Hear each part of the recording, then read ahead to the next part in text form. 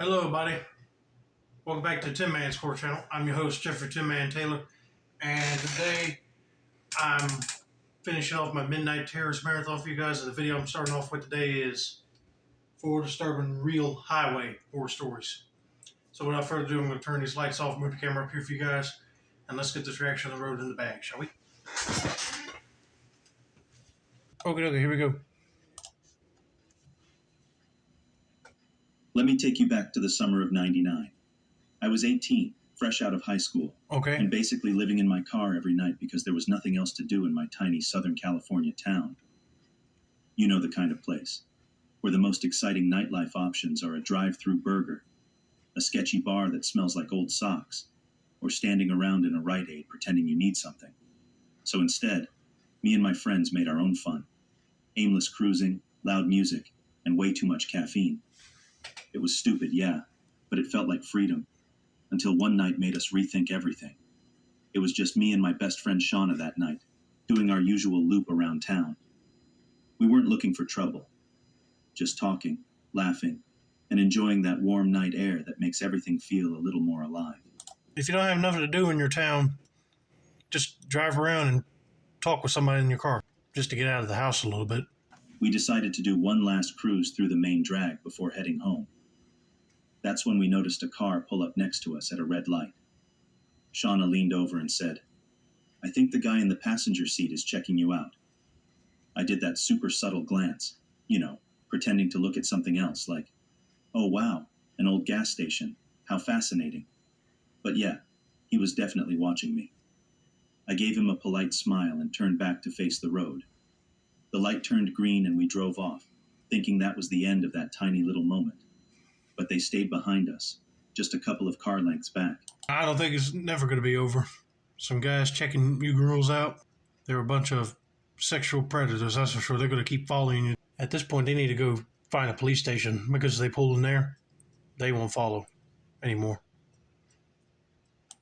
Nothing crazy, not tailgating or anything, just there. Shauna kept sneaking glances behind us, trying to decide if they were cute, but I wasn't really into playing flirt tag on the road.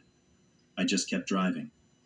When we stopped at the next light, they pulled up beside us again, this time on the right. The driver gave us that classic "what's up" head nod, and the passenger leaned forward to get a better look at us. Shauna waved a little, kind of jokingly, and we took off as the light changed again. At this point, it still felt kind of harmless, like weird dudes, but nothing alarming. That changed real fast. A few blocks later, we were at a stop sign and had to decide whether to go straight or turn right. That same car sped up and jerked into the turn lane beside us. They were slightly behind, but we could hear them yelling something at us. Couldn't make out the words, but it was clear they wanted us to follow them. The driver was leaning out his window, making big dramatic come-with-us gestures, like we were going to suddenly change our plans and join them on some magical mystery ride. Yeah, no, that was our cue to get out of there. Yes, hit the pedal to the metal and get away from them dudes quick before they decide to pull a weapon on you and make you pull over. Shauna gave them a little wave. We turned and headed straight for the freeway entrance. I checked my rear view and, yep, they'd flipped around and were now following us. Like full-on turned around and got right back behind us. I merged onto the freeway and kept telling myself it was probably nothing. They could just be going the same way. But they weren't just behind us. They kept weaving through lanes, changing speeds, never getting too close, just hovering. Creepy, but not quite threatening. Yet. We started to relax after a few miles. Figured maybe they really were just headed downtown or something, and we were just being paranoid. We even turned the radio back up and laughed it off, thinking we'd ditched them. That didn't last long. We exited the freeway and started heading home, thinking the night was wrapping up. Then, out of the corner of my eye, I saw a car pull off the shoulder and start trailing us. And my heart sank when I realized it was them. These guys had waited for us on the side of the road. Who even does that? They pulled up beside us again, and the driver started waving his arms and mouthing something at us. He looked pissed. Shauna, bless her, started yelling, "I don't know," Sorry, out the window and making the universal, I don't want any trouble hand motions. And then he pulled out a gun and tapped it against his window. I could barely process what I was seeing. Shauna dropped her seat flat like she was playing dead, which, okay, fair, survival mode. But now, I was completely exposed. I couldn't tell what kind of gun it was, just that it was black and absolutely real. You don't need to know what type of gun it is. If you see a gun, hit the floor on the gas pedal and drive out of there like a bat out of hell.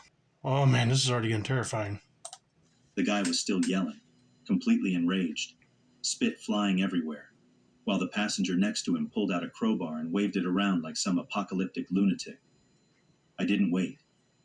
I knew there was a fire station near the freeway we'd been on earlier, so I floored it.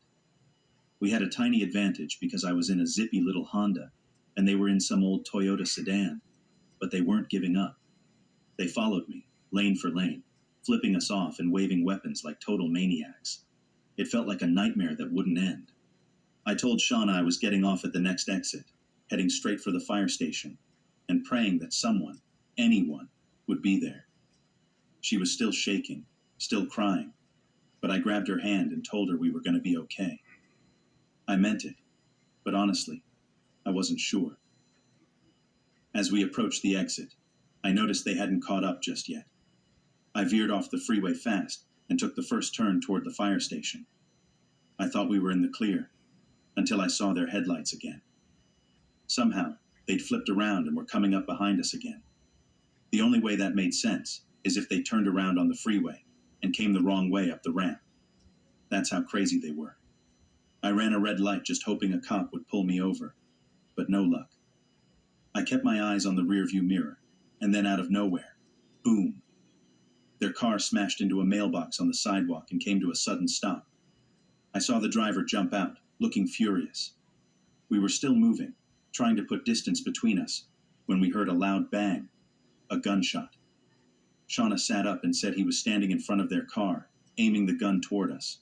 Another shot rang out as I turned the corner toward the fire station. And then, finally, some good luck. As we rolled up to the fire station, there were 3 police cruisers parked out front, with officers just standing around chatting. I pulled up fast, slammed on the brakes, and jumped out.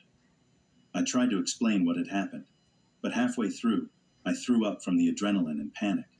The cops were amazing. One stayed with us to get our statements, while the others went to look for the guys. I'll never forget what one of the officers said to me after I finally got the story out. "You must have done some serious driving tonight. I'm glad you made it to the finish line." They never caught them. The car was stolen, the plates were fake, and that was the end of it. I checked the news for months, but never saw anything similar. Shauna and I are still friends, and we still talk about that night sometimes, usually with a long pause at the end. We don't know what those guys wanted, but whatever it wasn't good. Well, dadgummit. I don't know why, but I had a feeling that that car that they were driving might have been stolen. And if they told the police what they were driving, they probably would have ditched it somewhere and ran away. But dadgummit, I wish they were caught, because they really scared the crap out of them ladies. All because they said no thanks to their offer joining them somewhere. If you see a guy pulling up right beside you, and then when you leave, when the light turns green, and they pull right back up and start waving a gun, don't hesitate. Just drive until you find an officer and pull up next to him and tell him what's going on. Then those people won't be following you anymore. But man, that would be a scary thing to experience for sure. Let's continue on with story number 2.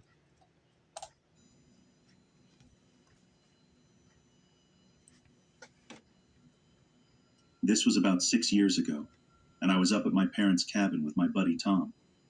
We were just hanging out, killing time, and decided, hey, why not hit up that casino out on the Ojibwe Reserve? It was about a 40-minute drive through nothing but thick forest and pitch-black highway. No lights, no traffic, just trees and darkness for miles. The casino part was actually great.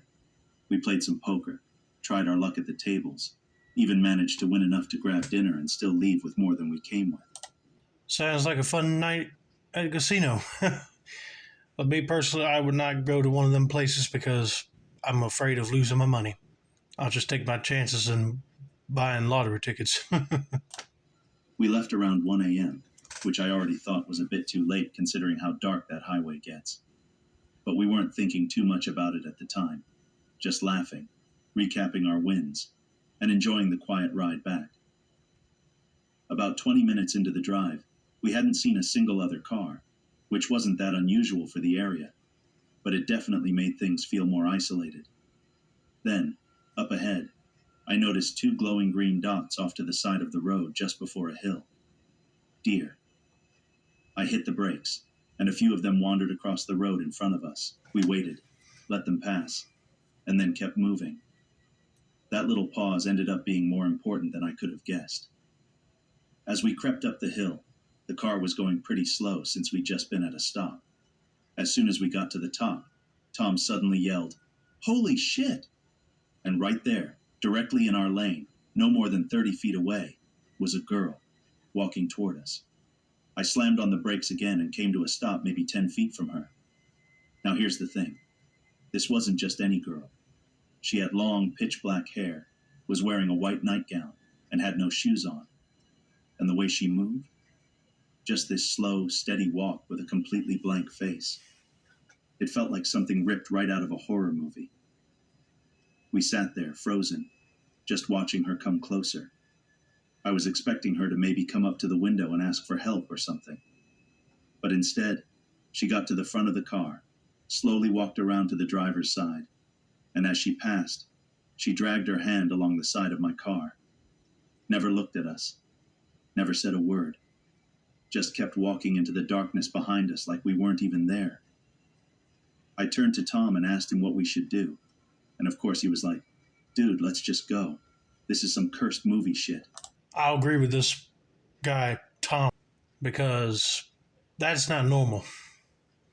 You see a girl just walking on the road with black hair and almost pale looking, then that tells you they're either heavily medicated or they might be a ghost of a girl that died on that road. You just don't know. But that is scary. And I wanted to agree. I really did. But I just couldn't shake the feeling that something was off. Not just creepy off, but like, wrong. I checked the rear view and saw that she was still walking, slowly, down the hill. I don't know why, but I said, "I'm going to see if she's okay." Tom was not on board with that plan at all. Still, I put on the blinkers, opened my door to get some light, and stepped out of the car. I walked to the back, trying to see her. The hazard lights were giving me flashes of her outline every couple of seconds, just enough to keep track. I called out, "Hey, are you all right?" She stopped walking, but she didn't turn around. Didn't answer. Just stood there facing away from us. Then Tom's door opened. He was coming to back me up. And that's when she screamed. It wasn't a startled yell or a call for help. It was this long, piercing scream that sent adrenaline shooting through both of us. We bolted back into the car, slammed the door shut, and I didn't even think. I just floored it. We drove all the way back to the cabin without saying much, other than Tom roasting me for getting out of the car in the first place. To this day, I have no idea who she was or what she was doing out there. I've driven that stretch of highway plenty of times before and since, and never seen anything remotely like it. But man, that night, that scream, it stuck with me. That would stick with me too if I experienced that on the road. Lordy. It's kind of creepy at first that when the girl just walks right behind the car, but then they had the nerve to shout out a big scream. That would make me jump in my seat and my blood turn cold ASAP. At that point, I'd be like, hit the pedal and go. Now. Whew. Man, I'm just glad they got out of there all right.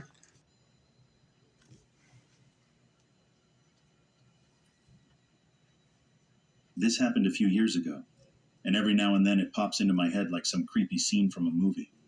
Just the other day, I brought it up to my wife to make sure I didn't dream the whole thing. It was that bizarre, and honestly, a little too real for comfort. So picture this. It's late at night. We're driving just north of the Mexico border, And even though it's nighttime, it's still crazy hot, like close to 100 degrees. We were cruising down this road we knew really well, kind of tucked away, with a big wall on one side and an open rocky field on the other. One of those roads where you feel like you're in the middle of nowhere, even though you're technically not. The radio had been acting up, so I just turned it off, which meant it was quiet in the car. Like, too quiet. That's probably the only reason we even noticed what we did. Lying in the gutter on the right side of the road was a man. He had a light blue button-up shirt, jeans, brown shoes. Face down, not moving, just there. Now, we've driven that road 100 times, and this was way out of the ordinary. My wife immediately said we should check if he was breathing. I slowed the car down and pulled over, but something in my gut was screaming at me. Then maybe you should listen to your gut, because after hearing all these other scary stories about people stopping because they see random people lying on the road look like they're not even breathing, it might be a trap. If you don't see any blood or scratches on them like they just got hit by a car, then keep going, because you never know if that person might have some friends hiding somewhere just waiting for you to step out of the vehicle and try to help their friend there. I told her to stay in the car. She could tell I was serious. Like, serious. So she paused and started really looking at the whole scene. And that's when it got weird. She pointed out that a bunch of big boulders from the field had been dragged right up near the road. There were fresh marks in the dirt like they'd just been moved. And right beyond those boulders, I saw this faint bluish glow, like someone using their phone, just out of view. The second I looked directly at it, the light flicked off. That's when I knew something wasn't right. The guy in the gutter? Yeah, he was breathing. But there was no sign of injury, no blood, no dirt on his clothes, no scuffs or scrapes like he'd fallen or been hit. It was too clean, too staged. And I don't know what flipped the switch in my head, but I slammed the gas and peeled out of there. There you go. As we sped away, I looked in the mirror and, no joke, 5 guys ran out from behind the rocks. They were charging toward the car, and when they realized they couldn't catch us, they just stood there, staring. One of them helped the guy in the gutter to his feet like it was nothing. We got to where we were going and called the cops right away, told them everything. But they brushed it off like we were making it up or overreacting. I remember just feeling so helpless and furious that they didn't take it seriously. Then, a few days later, the local news ran a story. Someone had been attacked in our town under nearly identical circumstances. A man lying in the road at night. People coming out from the shadows. They didn't say exactly where it happened, but we knew. It was the same setup, same trick. The only difference, that poor person actually pulled over. I am mad that police officers didn't even take it seriously, but then when another case like that happens and it gets on the news, they're going to take it seriously. I mean, come on. If somebody calls in saying that they almost got attacked by some people that were setting up a trap on the road, you should take it seriously. But thank God they did the right thing and just hit the gas and got out of there, because the passenger knew not to get out either.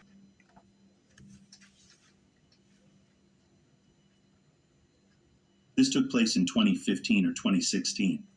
I've been a tow truck driver for most of my adult life, and back then, I was working at this small company, just 2 of us taking turns being on call for the weekend shifts. That particular weekend, it was my turn, and summer nights usually meant a lot of work with people out partying or breaking down late at night. I didn't mind too much, since I was paid on commission. More calls, more cash, and I was all about that. By around 2:30 or 3 in the morning, I was exhausted and just ready to call it a night when I got a call from an insurance company asking me to grab a vehicle broken down on the side of the highway, about 15 miles out of town. Now, I normally wouldn't go out that far unless it made sense, but the drop-off point was just a couple minutes from my apartment, so I figured I'd knock it out and head straight home after. They gave me the driver's name, let's call her Kara, and a number to call. I tried to reach her a couple times, no answer, but that's not uncommon. So I hit the road, thinking this would be quick. As I'm approaching the location, I spot hazard lights up ahead. As I get closer, I see not just Kara's car, but another one pulled up in front of it without hazards on. Kinda annoying, since I need to get in front of the broken down car to load it. But whatever. I pull up behind them instead. Standing at the trunk of the car are two people. A woman who looked like she was dressed for a night out, and a guy who looked like he rolled out of a dumpster. She was small, maybe 5'2", long black hair, leather pants, halter top, the whole 9 yards. He was taller, skinny, wearing a hoodie and jeans, standing real close to her like they were arguing. I hop out of my truck, introduce myself, and ask the woman if she's Kara. She nods, and I explain I'm there for her tow, then ask what's wrong with the car. Before she can say a word, the guy jumps in and says something about it being a fuel issue, and asks me to drop the car at a commuter lot up the road where he can fix it. That annoyed me because the whole reason I took this call was that the destination was close to home. Changing it would mean more driving, more calls to the insurance company, more paperwork, just a hassle all around. And honestly, the car looked new enough that a dealership was the better bet anyway. So I explain all this to the guy, and he starts getting pushy, telling me I just need to take the car where he says. I wasn't about to argue all night, so I turned to Kara to let her decide, since she's the one on the insurance. But she wasn't where she had just been. I turn around and she's right behind me, like inches away, arms still crossed, eyes wide like she'd just seen a ghost. She locked eyes with me and didn't say anything, but the look on her face said everything. I could tell right then, this dude was not her friend. I asked her straight up, "Do you know this guy?" She barely shook her head, and I could feel every hair on my arm stand up. That's when I told him, "You need to go." I'm not a fighter, not some tough guy, but in that moment I knew I had to step between them. He tried to shove me, but I'm a stocky dude, and he underestimated how solid I am. I barely moved, and then I pushed back, hard enough to knock him on his ass.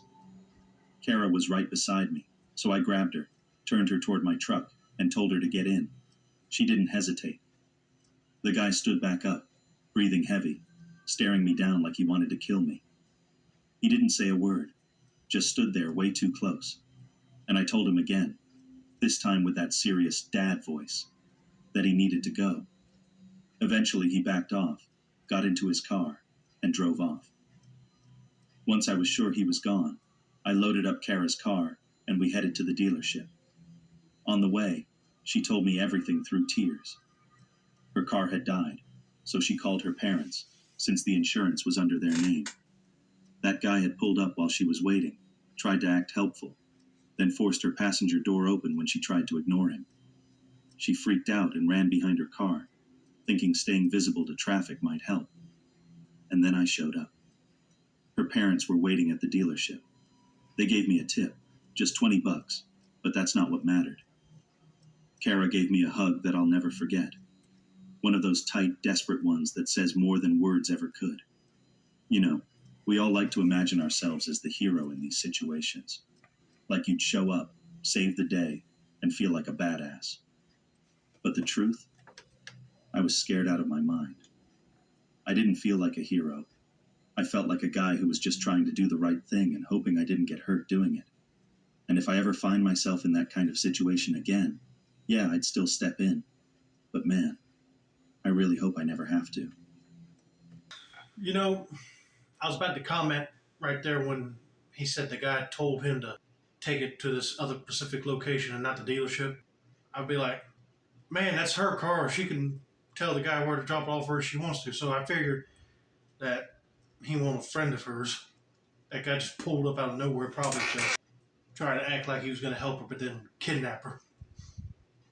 But luckily, she did the right thing and called her parents, stop the car, break it down, and get somebody to come up there, pick not only her but the car up. Because if she didn't, that guy would have kidnapped her and never been seen again. Lord have mercy. Like you said, I hope he don't have to go through that again, but if he does, he knows what to do.